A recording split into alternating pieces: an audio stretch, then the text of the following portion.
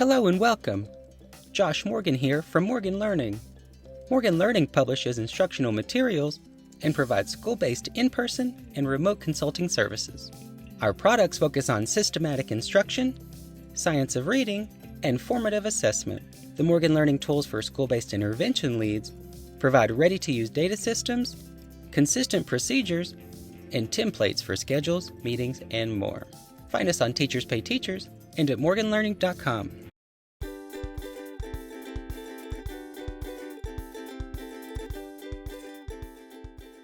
Hello everyone, this is Josh Morgan, and this is the first installment in the Breaking the Big Words video series.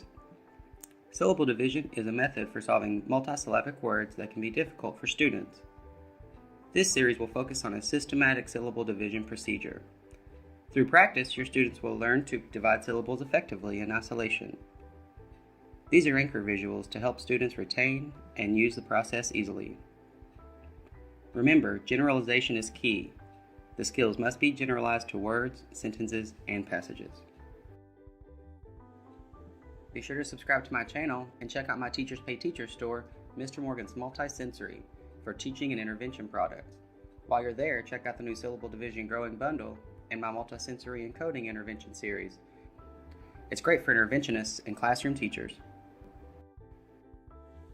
We have all taught patterns to students in the past, usually number, shape, or color patterns, and we have all noticed how excited they get once they start to see patterns all around them.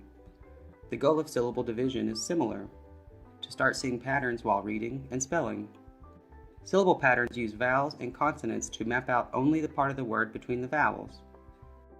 The 4 syllable patterns in this series are VCCV, VCV broken after the consonant, VCV broken before the consonant, and VV. We are working with the VCCV pattern in this video, so let's go. Students label syllable types during syllable division to determine the most likely phonics skill to use. Syllable types may be determined by the number of vowels, whether the ending letter is a vowel or a consonant, or if there is a silent vowel. There are 6 syllable types we will be working with in this series. Many will be familiar. We will work with closed, open, magic E, vowel pairs, bossy R, and consonant LE syllables. Let's start with closed. There are 3 main characteristics of a closed syllable. I will demonstrate these with the closed syllable, dog. The first feature of a closed syllable is that it has a single vowel. The syllable will also end with a consonant, and the vowel sound will be short. Remember to use detached and nonsense syllables as well. These syllables are unfamiliar and need to be included in phonics practice.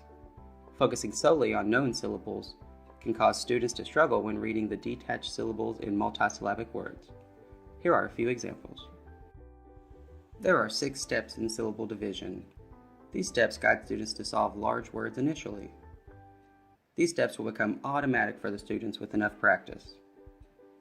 First, we label the first 2 vowels. Second, connect the vowels with the bridge. Third, label the consonants below the bridge. Fourth, choose a syllable pattern. Fifth, split between the syllables. And 6, label the syllable types. Remember to repeat if there are more syllables in the word. All of these steps can be overwhelming for some kiddos, so I always cut the wordiness of the steps down a little bit and use a visual with the shortened steps. These quick cues are 1. Label vowel. 2. Bridge. 3. Label consonant. 4. Pattern. 5. Split. 6. Types.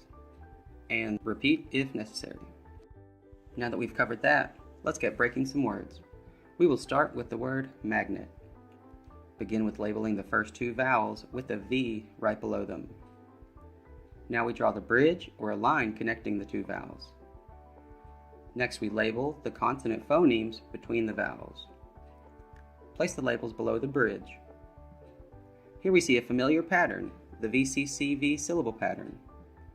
The slash in the pattern cues us to break the word between the consonants. Now that we've split the word, we need to label the syllable types. Both syllables end with consonants and have a single vowel. That makes them both closed, and this tells us that we should try the short vowel first. The last step is to read the word. No need to repeat because we are all out of syllables. The next word we will break is cash box. We will start by labeling the first two vowels.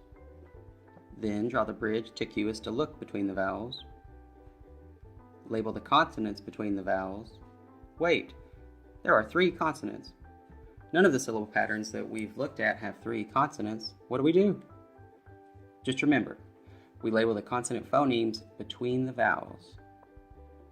SH is a consonant digraph, which means the 2 letters make one sound or a phoneme. So we underline the digraph to remind us to label the consonants like this.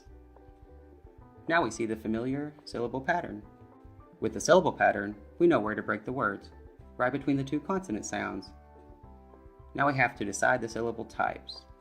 Both end with a consonant and have a single vowel, so they are closed syllables. The last step is to sound out each syllable and blend the 2 into the word. Next up, we will break a word with a blend between the vowels, just like the digraph in the last word. Let's break the word tantrum.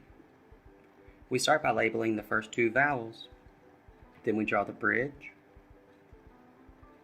Underline the blend. In this case, both NT and TR are familiar blends to students, so they may not be sure what to do. In this case, I have them choose which way they break it, and then we all try it out. This is a great chance for students to practice listening for the correct or familiar pronunciation.